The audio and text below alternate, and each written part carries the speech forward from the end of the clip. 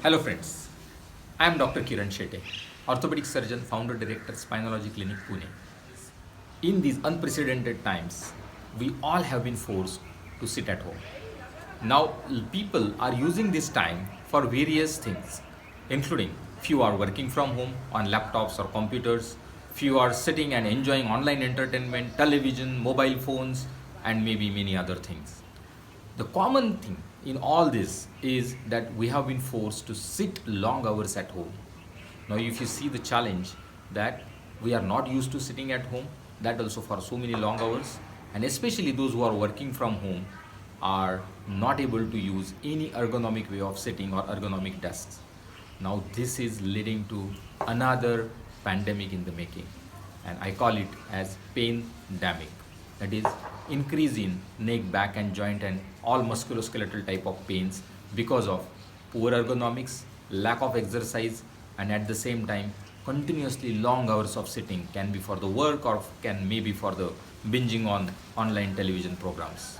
So try and see if you can prevent all these future pains which are coming on your way. And the most important thing I believe is start doing some kind of exercise every day and take micro breaks at least every 40 to 50 minutes.